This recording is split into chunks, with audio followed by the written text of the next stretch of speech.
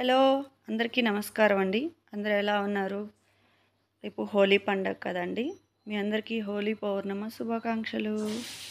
మేము రీసెంట్‌గా గోశాలకెళ్ళామండి. ఇక్కడ బీరంగూడలో ఉంటుంది. చాలా బావుందండి. చాలా ప్లెజెంట్‌గా అక్కడ మా వారు తానే స్వయంగా అభిషేకం కూడా చేసుకున్నారు. శివలింగానికి అప్పుడప్పుడు వెళ్తూ ఉంటారంట. నన్ను కూడా తీసుకెళ్లారు. చాలా గోమాతలున్నారండి. మనం వెళ్ళి డైరెక్ట్‌గా మనం పూజించుకోవచ్చు వాటిల్ని. చాలా ప్లెజెంట్‌గా ఉందక్కడ. తర్వాత ఇక్కడ నేను కజ్జికాయలు చేస్తున్నాను. ఇంకా హాలిడేస్ కదా, ఇంట్లో ఉంటారు పిల్లలు. రోజు షాప్స్‌కెళ్ళి ఏదో ఒకటి తెచ్చుకుంటారు కదా అని కజ్జికాయలు చేస్తున్నాను. అయితే నా దగ్గర మైదా పిండి లేదు. సో మైదా పిండితో చేస్తేనే బాగొస్తాయి అని అనుకున్నాను. బట్ ట్రై చేద్దామని హాఫ్ మైదా పిండి, హాఫ్ గోధుమ పిండి వేసి ట్రై చేస్తున్నాను ఇక్కడ. కొంచెం సాల్ట్ వేసాను. ఒక కప్పు గోధుమ పిండి, ఒక కప్పు మైదా పిండి అండ్ కొంచెం నెయ్యి కరగబెట్టి వేసాను. వేసి బాగా కలుపుకున్నాను. తర్వాత వాటర్ వేసుకొని మెల్లమెల్లగా కలుపుకోవాలి. వాటర్ తగినంత వేసుకొని కలుపుకోవాలండి. ఇందాక అక్కడ గోశాల గురించి చెప్పాను కదా, అక్కడ దత్తాత్రేయుల స్వామివారు కూడా ఉన్నారు. దత్తాత్రేయుల స్వామివారు, గాయత్రి మాత, కృష్ణయ్య అందరు ఉన్నారండి అందులో. అక్కడ మేత అది కూడా మనం కూడా తీసుకెళ్ళచ్చు. అక్కడ ప్రొవైడ్ చేస్తున్నారు కూడా ఆవులకి పెట్టడానికి. ఇక్కడ వాటర్తో కలుపుతున్నాను. బాగా వాటర్తో కలిపిన తర్వాత ఇంకా కాసేపు పక్కన పెట్టాలి.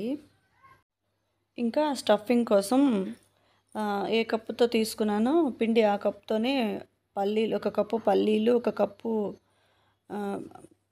బెల్లము తీసుకున్నాను. ఫస్ట్ పల్లీలు బాగా వేయించుకొని చల్లార్చుకొని వచ్చాను. వాటిని మిక్సీలో తీసుకుని తర్వాత అదే కప్పుతో సేమ్ క్వాంటిటీ బెల్లం తీసుకున్నాను. మాకు స్వీట్ ఎక్కువ ఉండాలి కాబట్టి బెల్లం కరెక్ట్గా కప్ తీసుకున్నాను. తర్వాత ఒక 6-7 యాలకులు వేసుకున్నాను. ఓ పక్కేమో ఈ డ్రై కోకోనట్ ఉంది కదా, అది బాగా తురిమి పెట్టుకున్నాను. అది కూడా ఇంచుమించుగా కప్పు తీసుకున్నాను. ఎక్కువే వేసేసుకున్నాను నేనైతే. ఇంకా ఫస్ట్ అది మిక్సీ వేసుకొని వచ్చి చూపిస్తాను. అది కొంచెం పలుకుగా మిక్సీ పట్టాను. పల్లీలు బెల్లం తురుము మిక్సీ పట్టిన తర్వాత కొబ్బరి కలుపుతున్నాను. కొబ్బరి అలా మళ్ళీ మిక్సీలో కూడా వేసుకోవచ్చు. నేను కలిపేశాక యాలకులు, బెల్లము, కొబ్బరి, పల్లీలు స్టఫింగ్ రెడీ అయిపోయింది. అయితే నేను ఇంకొక స్టఫింగ్ కూడా చేశాను మా పిల్లలకి, అది కూడా ఇష్టమని.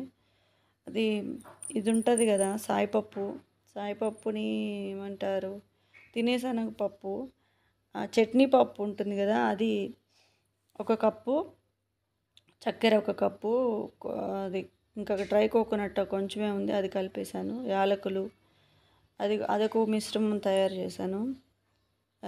సరిపోకపోతే ఉంటుంది కదా అని. అదైతే డైరెక్ట్గా తినేశారు పిల్లలు, అంత నచ్చిందనమాట. ఈ బయట చిప్స్ కంటే ఇవే మేలు అనిపిస్తుంది నాకు. నెక్స్ట్ ఇంకా చపాతీలాగా ఒత్తుకోవాలి కదా, దానికోసం ఇది కజ్జికాయలు చేసుకునే అది ఉంది కదా మిషన్, అది తీసుకొచ్చాను. చపాతీలాగా చేసుకొని బాగా ఒత్తుకొని, మరీ పల్చగా ఒత్తితే అది విరిగిపోతాయి మధ్యలో. అందుకని కొంచెం లావుగా ఒత్తుకోవాలి. మరీ లావుగా ఉండకూడదు, మరీ మెత్తగా ఉండకూడదు, పల్చగా ఉండకూడదు. అలా ఒత్తుకొని కజ్జికాయల మిషన్లో పెట్టి ఒక 2 స్పూన్స్ పెట్టుకున్నాను నేను. కరెక్ట్గా సరిపోయిందండి పిండి స్టఫింగ్. ఇంకా సాయిపప్పు పొడి నాకు మిగిలింది. ఈ పొడి సరిపోయింది, పల్లీల స్టఫింగ్ సరిపోయింది నాకు కరెక్ట్గా. ఇంకా అది ఒత్తుకొని మధ్యలో వేసుకుని ఆయిల్ పూసుకోవాలి. ఫస్ట్ ఆయిల్ పూసుకోవాలి అతుక్కోకుండా. తర్వాత దానిపైన స్టఫింగ్ పెట్టాక వాటర్ పూసుకోవాలి. వాటర్ పూసుకుంటే అది బాగా అతుక్కుంటుంది. కిందేమో ఆయిల్ పోయాలి పలక మీద, పైనేమో వాటర్ పోయాలి. వాటర్ తడిపితే అది బాగా అతుక్కుంటుంది, విరగకుండా ఉంటాయి. అలా చేశాక ఇంకా అన్నీ అలా ఒక్కోటి అన్నీ రెడీ చేసుకున్నాను అనమాట. ఈ తీసిన పిండి మళ్ళీ ఎండిపోకుండా మూత పెట్టుకోవాలి. ఇలా ఒక్కోటి చేసుకుంటూ అన్నీ చేసుకున్నాను. స్టవ్ మీద బాణాలు పెట్టుకొని ఆయిల్ పోసిన తర్వాత ఆయిల్ మరీ హీట్ అయిపోకూడదు. హైలో ఉంటే పైన మాడిపోతాయి, లోపల కుక్ అవ్వదు.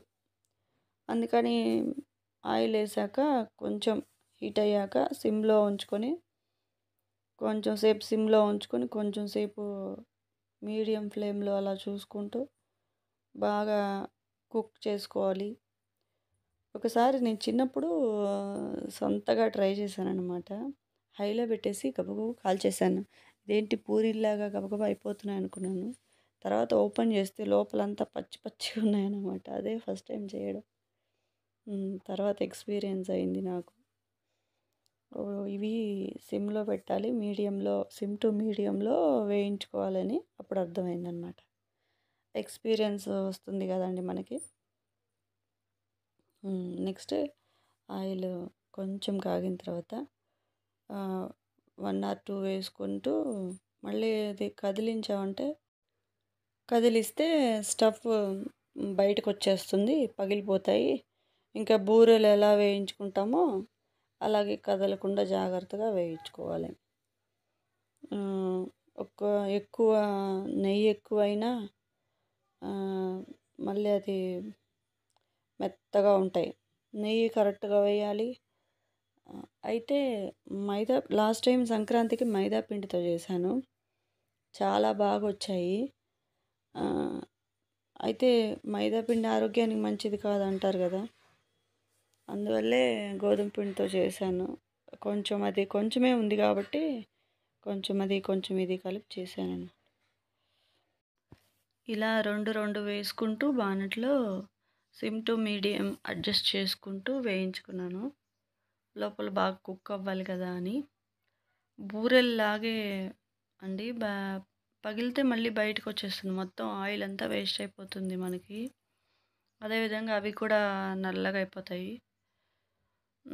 ఇలా అన్నీ సిద్ధం చేసుకున్నాక మా పిల్లలకి టేస్ట్ చూపించాను. ఎలా ఉన్నాయిరా అని అడిగాను. వాళ్ళైతే ముందు కజ్జికాయలు తింటున్నారు కానీ ముందు ఆ స్టఫ్ తినేస్తున్నారు బౌల్లో వేసుకొని, అదేదో ఐస్ క్రీమ్ లాగా. పోన్లే తిన్నీలే, బలమే కదా, ఎక్కువ తినకండిరా బాబు అని చెప్పాను. ఫైనల్గా కజ్జికాయలు రెడీ అయిపోయినాయండి. థ్యాంక్స్ అండి ఇప్పటి వరకు సపోర్ట్ చేసినందుకు. బాయ్.